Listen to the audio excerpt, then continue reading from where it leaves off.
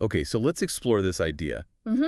Just a short walk down Canal Street in New Orleans. Right. It seems like, just a normal city street. But it actually, well, it unpacks a lot. History, geology. The ground itself tells a story. Yeah, And then you have the buildings, the culture, the music echoes, it's all there. exactly.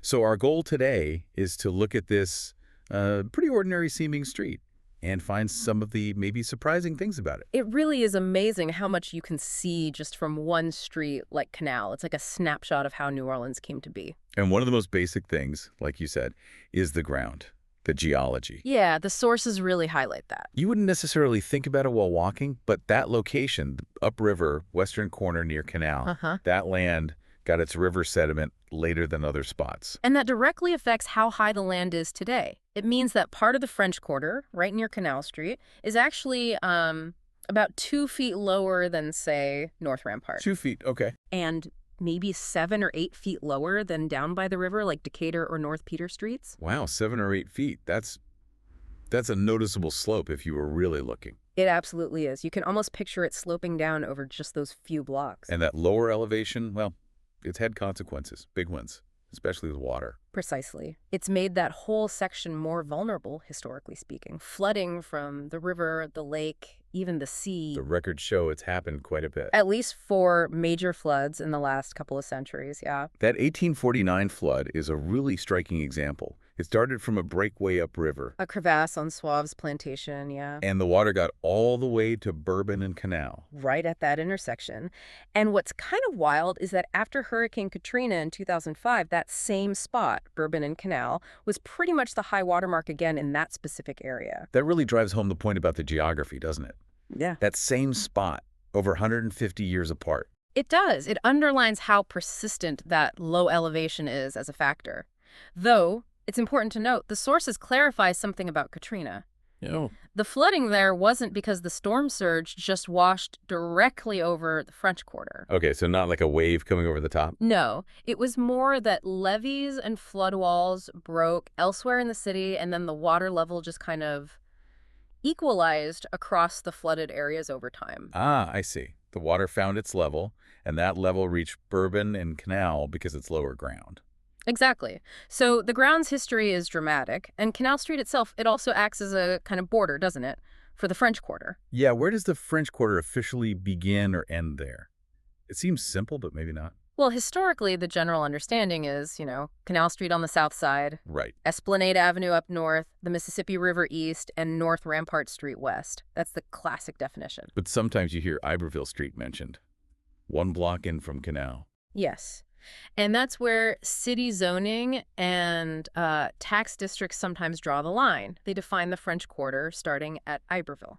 Okay, so an administrative boundary versus the historical one. Why does that matter? It likely has a big impact on things like building rules, height restrictions, for example. Okay. So the block between Iberville and Canal might have different rules. Seems likely.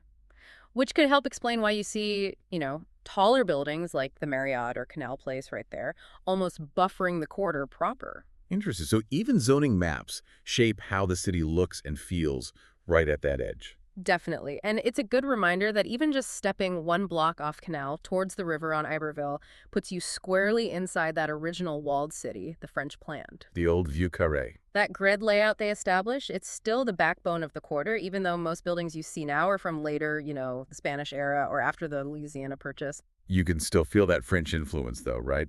Even in the street names. Absolutely. Rue Bourbon Street, named right after the French royal family. And if you just wander a little off Canal, you see the whole architectural story play out. You really do. Not many original French colonial buildings survived the big fires. Right, the fires of the late 1700s. Yeah.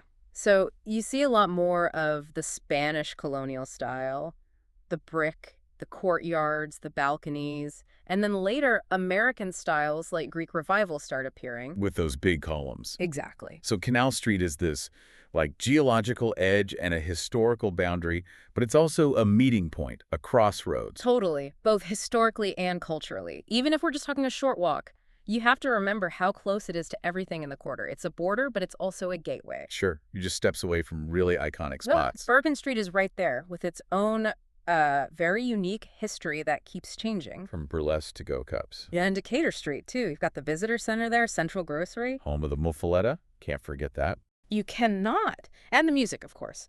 Jazz history is woven all through the French Quarter, which is right there, just a walk from Canal. So many early jazz players were in clubs in the quarter, or right around its edges. Absolutely. It all feeds into that sound, that distinct New Orleans culture. It really ties everything together, doesn't it? Yeah. This one street connects the land itself, the layers of history, the buildings, the music. It does. It really highlights how these different elements, geology, colonialism, architecture, music, they all converge right there.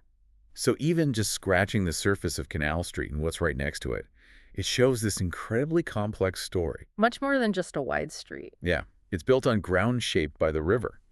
And it's been this boundary and this bridge for the French Quarter as it's changed over time. It really makes you think, doesn't it?